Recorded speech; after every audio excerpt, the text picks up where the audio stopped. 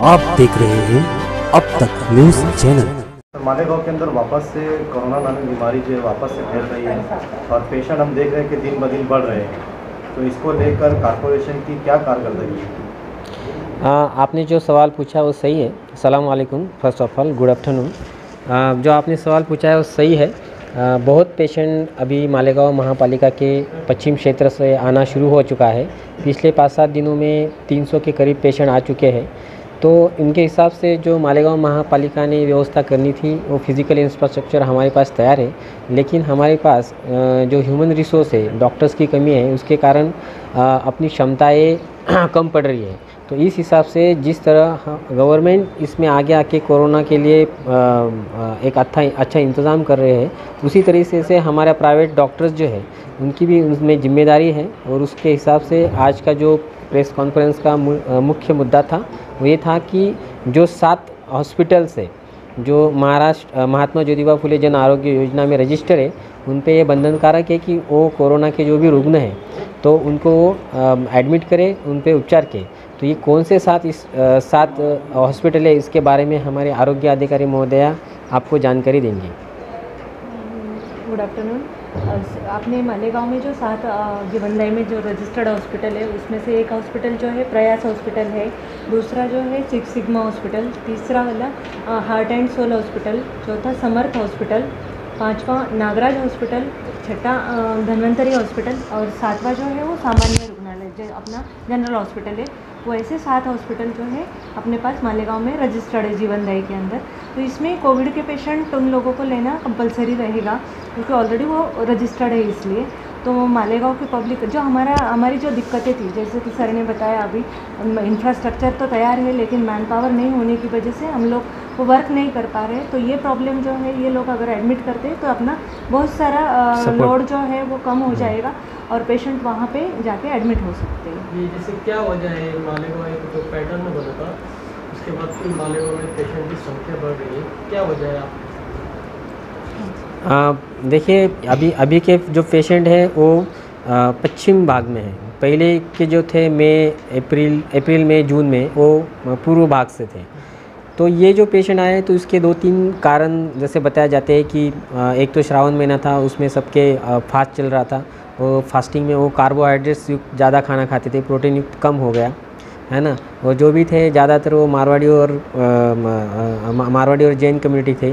उनके जो है जो व्यवहार थे पूर्व भाग से चलते आ रहे थे, तो उसमें भी उनका आदान प्रदान हुआ।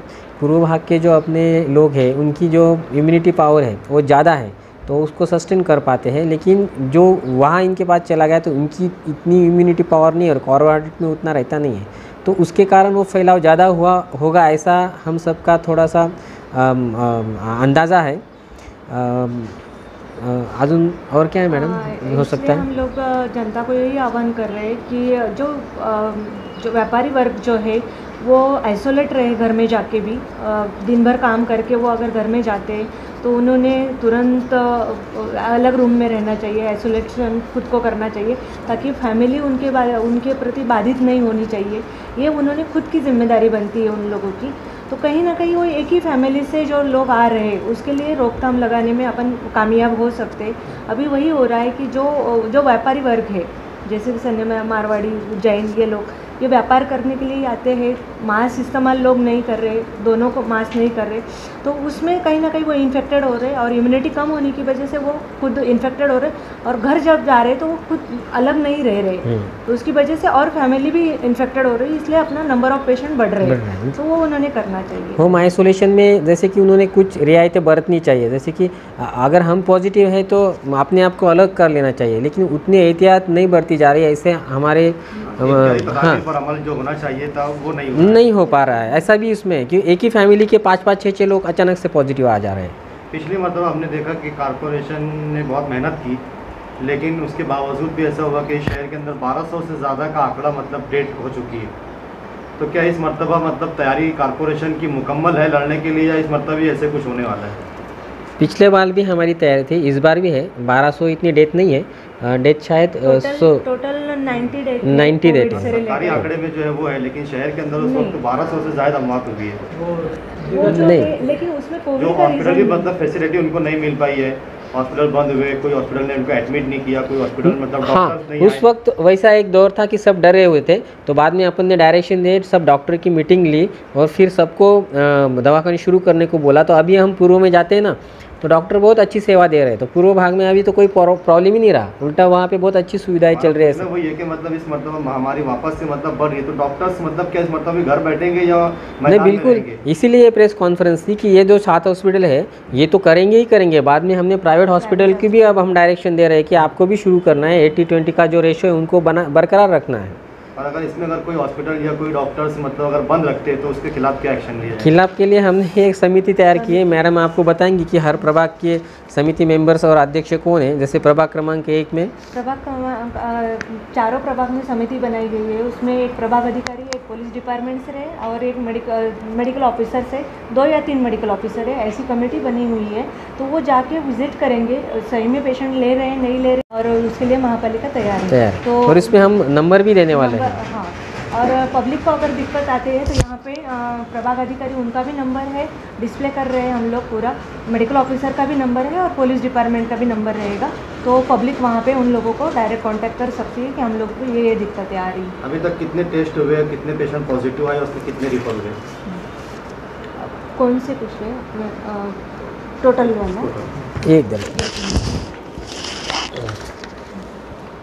टोटल पेशेंट जो है 2007 कल तक का रिपोर्ट है अपने पास, कल शाम तक का।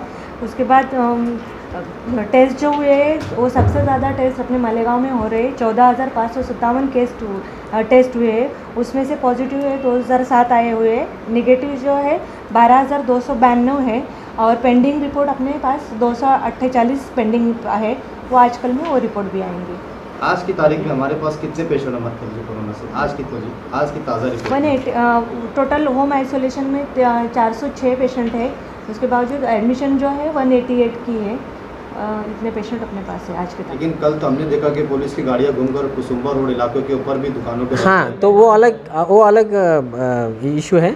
वो जो है ना संचार बंदी का है, सुबह वो 7 बजे से लेके शाम को 7 बजे तक का, क्योंकि क्या है ना त्यौहार भी आ रहे हैं और उसमें एक कोरोना भी बढ़ गया है, तो उस हिसाब से सब पे थोड़ी सी एहतियात के तौर पे उन्होंने वो संचार बंदी लगा दी है।